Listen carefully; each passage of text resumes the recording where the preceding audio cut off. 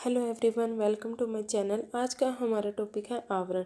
आवरण का अर्थ होता है मार्ग में अवरोध या रुकावट उत्पन्न करना। हम सामान्य भाषा में समझ सकते हैं कि अगर किसी भी मेज पर कपड़ा या कवर बिछा दिया जाए तो उस कवर द्वारा उस मेज का आवरण कहा जाएगा। इसी प्रकार यदि शरीर में दोष, धातु, मल और अन्न के प्रकोपित हो जाते हैं और वह वायु के मार्ग में अवरोध या बाधा पहुंचाते हैं तो उसको वायु का आवरण कहा जाता है। अब हम देखेंगे कि आवरक और आवृत। आवरक का अर्थ है आवरण करने वाले। दोष, धातु, मल है उनको हम आवरक कहते हैं और यह अधिक बलवान होते हैं। आवृत का अर्थ है बाधित वायु को आवृत कहते हैं। यह वायु दुर्बल होता है। अब हम देखेंगे आवरण के भेद। आवरण के 3 भेद है: स्वतंत्र आवरण, अन्य आवरण और मिश्र आवरण। स्वतंत्र आवरण यानी कि दोषों या धातुओं द्वारा वात का स्वतंत्र आवरण किया जाता है, उसको स्वतंत्र आवरण कहते हैं। यह 22 टाइप्स का है। अन्य आवरण यानी कि वात के भेदों का एक दूसरे के ऊपर आवरण अन्य आवरण कहलाता है। ये 20 प्रकार का है। और मिश्र आवरण यानी कि वात को पित्त और कफ के द्वारा आवृत किया जाता है, यानी कि वात के 5 भेदों को पित्त और कफ के साथ एक साथ आवृत किया जाता है, तो उसको मिश्र आवरण कहते हैं। अब हम पढ़ेंगे स्वतंत्र आवरण इन डिटेल। सबसे पहले है पित्त आवृत वात। इनमें पित्त और वात दोनों के लक्षण मिलेंगे, जैसे कि दाह, तृष्णा, शूल, भ्रम, तम इत्यादि।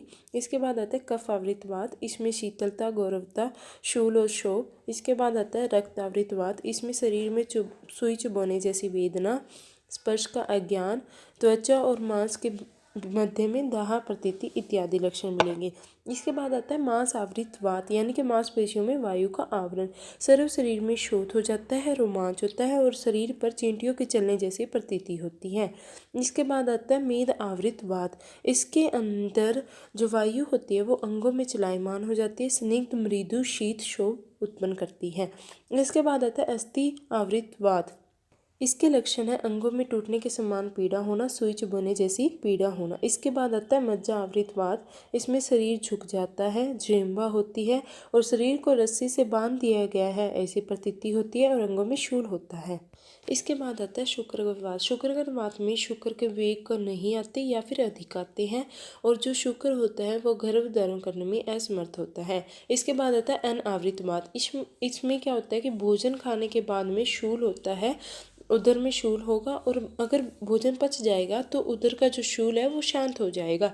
इसके बाद आता है मल आवृत वात। इसमें क्या होता है भिवंद होती है, यानी कि कॉन्स्टिपेशन, और पकवास्य में कैंची से काटने जैसी पीड़ा होती है। श्रोणि, वंशन और कटी प्रदेश यानी कि पेल्विक रीजन में पेन होता है। इसके बाद आता है मूत्रावृत वात। मूत्रावृत वात में जो है कि मूत्र की अप्रवृत्ति होती है और मूत्र रुक जाने के कारण से मूत्राशय में आद्यमान होता है। सर्व धातुगत वात यानी कि सारी धातुओं से वात का आवरण हो जाता है, तो श्रोणि, वंशन और पृष्ठ में पीड़ा होती है और वायु विलोम गति में हो जाती है। इसके बाद आता है पित्तावृत प्राणवायु। इसमें मूर्छा, दाह, भ्रम, शूल, उदर विदाह, शीत, कामता इत्यादि लक्षण मिलते हैं और विदग्ध अन्न का वमन यानी कि रिगर्जिटेशन वगैरह मिल सकती है।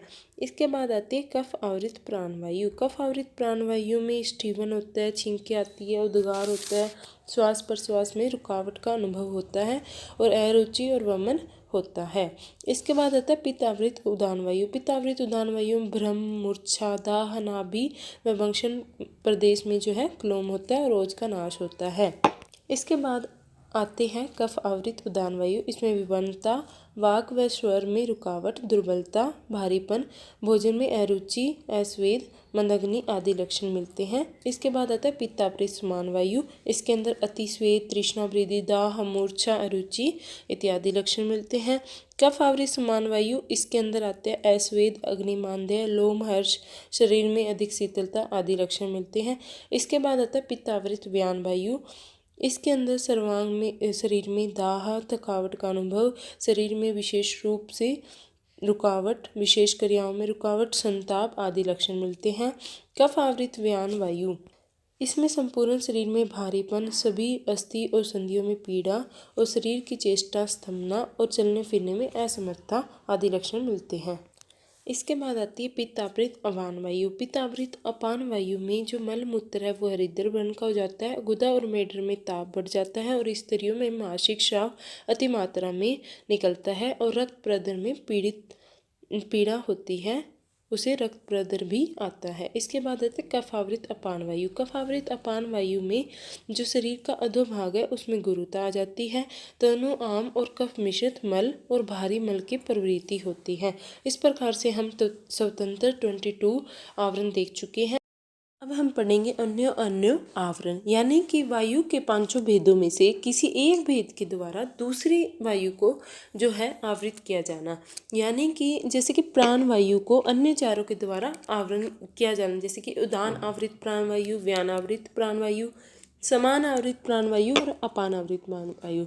इसी प्रकार हम अन्य वायु को एक दूसरे से आवृत किया जाना देख सकते हैं, जैसे कि प्राण आवृत उदान वायु, व्यान आवृत उदान वायु, समान आवृत उदान वायु और अपान आवृत उदान वायु।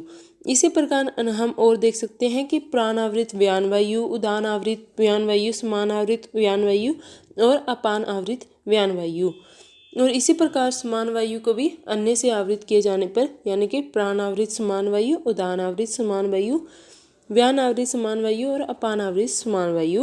और इसी प्रकार अपान वायु को अन्य चारों से आवृत किए जाने पर, यानी कि प्राण आवृत अपान वायु, समान आवृत अपान वायु, उदान आवृत अपान वायु और व्यान आवृत अपान वायु। इसके बाद हम देखेंगे मिश्र आवरण, यानी कि पित्त और कफ के द्वारा वायु के पांचों भेदों में से किसी को भी आवृत किया जाना, यानी कि पित्त कफ आवृत प्राण वायु, पित्त कफ आवृत उदान वायु, पित्त कफ आवृत समान वायु, पित्त कफ आवृत व्यान वायु और पित्त कफ अपान वायु। अब हमने आवरण की संख्या देख ली है। अब हम आवरण की चिकित्सा और सिद्धांत देखेंगे और चिकित्सा देखेंगे। सबसे पहले क्या हो सकती है कि चिकित्सा करने के लिए हमें अवस्था या स्थिति देखनी पड़ेगी। 3 स्थिति हो सकती है, यानी कि दोषों का दोषों पर आवरण, दुष्यों का दोषों पर आवरण या वात के भेदों का एक दूसरे का पर आवरण। तो इस प्रकार से 3 स्थिति हो सकती है। अब हम देखेंगे चिकित्सा सिद्धांत। चिकित्सा सिद्धांत पे सबसे पहले हम ध्यान रखेंगे कि आवृत और आवरक दोनों की चिकित्सा का हमें ध्यान रखना चाहिए। उसके बाद सेकंड है कि आवरण का सबसे मूल क्या है, वात दोष है, यानी कि हमें कोई भी चिकित्सा देनी है वो वातनाशक होनी चाहिए या वात को बढ़ाने वाली नहीं होनी चाहिए। तीसरा है कि आवरक की चिकित्सा हम पहले करेंगे और जो वायु है उसकी चिकित्सा हम बाद में करेंगे। इसके बाद अगर मिश्र आवरण है, यानी कि पित्त और कफ जो दोनों के द्वारा वायु आवृत है, तो उसमें हम सर्वप्रथम पित्त की चिकित्सा करेंगे और फिर हम कफ की चिकित्सा करेंगे। अगर पित्त आवृत जो वात है उसकी हमें चिकित्सा करनी है तो उसमें हम व्यत्यास कर्म करेंगे, यानी कि एक बार शीत देंगे, एक बार उष्ण देंगे, फिर शीत देंगे, फिर उष्ण देंगे, अल्टरनेटिव चिकित्सा करेंगे उसकी। उसके बाद अगर कफ आवृत वात है तो उसमें हम यव, जांगल, मास, तीक्ष्ण स्वेद कर्म, निरुह, वस्ति, वमन, विरेचन, पुराण, घृत, तिल, सरसप तेल इत्यादि का प्रयोग करेंगे। इसके बाद में अगर कफ अमाशय में है तो हम वमन कर्म कराएंगे, अगर कफ पक्वाशय में है तो हम विरेचन कर्म कराएंगे, और यही अगर संपूर्ण शरीर में पित्त है तो भी हम विरेचन कर्म करवाएंगे। इसके बाद रक्त आवृत वात है तो उसमें हम वात रक्त के समान ही चिकित्सा करेंगे। अगर आम से आवृत वात है तो उसमें हम प्रमेह, वात, मेदनाशक चिकित्सा देंगे। मांस से आवृत वात है तो उसमें हम स्वेदन, अभ्यंग, मांसरस, शीर, घृत, तेल आदि का प्रयोग करेंगे। इसके बाद अगर अस्थि व मज्जा से आवृत वात है तो उसमें हम महास्नेह यानी कि घृत, तेल, वसा, मज्जा का प्रयोग करेंगे। और शुक्र से आवृत वात है तो उसमें हम शुक्रल या बलप्रद औषध देंगे। और मूत्र से आवृत वात है तो उसमें हम मूत्रल औषधि या उत्तरवस्ती या स्वेदन का प्रयोग करेंगे। पुरुष से आवृत वात है तो उसमें हम एरंड, तेल, स्निग्ध द्रव्य सेवन और उदावर्त हर चिकित्सा देंगे। इसके बाद सर्व आवरण यानी कि सभी प्रकार के आवरणों में रसायन का प्रयोग करना चाहिए। ये हो सकता है शिलाजीत, गुगलू, च्यवनप्राश, अभ्यामल की रसायन और भ्रम रसायन। इसके बाद अपान वायु के आवृत हो जाने पर हम अग्निदीपक, ग्राही, वायु अनुलोमक, पक्वाशय विशोधनी चिकित्सा करेंगे। अब हम देखते हैं अन्य अन्य चिकित्सा सिद्धांत। इसमें उदान वायु की चिकित्सा करने के लिए हमें जो चिकित्सा देंगे, चिकित्सा के द्वारा उदान वायु को ऊपर की ओर ले जाना चाहिए। उदान वायु की चिकित्सा में हम उसे चिकित्सा के द्वारा ऊपर की ओर ले जाएंगे। अपान वायु में चिकित्सा के द्वारा नीचे की ओर ले जाना चाहिए और समान वायु में हमें शमन करना चाहिए। और व्यान वायु के कुपित हो जाने पर हमें उदर मार्ग, अधोमार्ग और मध्य मार्ग में यानी कि तिर्यक मार्ग में ले जाना चाहिए। और व्यान जो प्राण वायु है उसके लिए बोला गया है कि इसे अन्य चारों वायु से रक्षा करनी चाहिए। Thank you.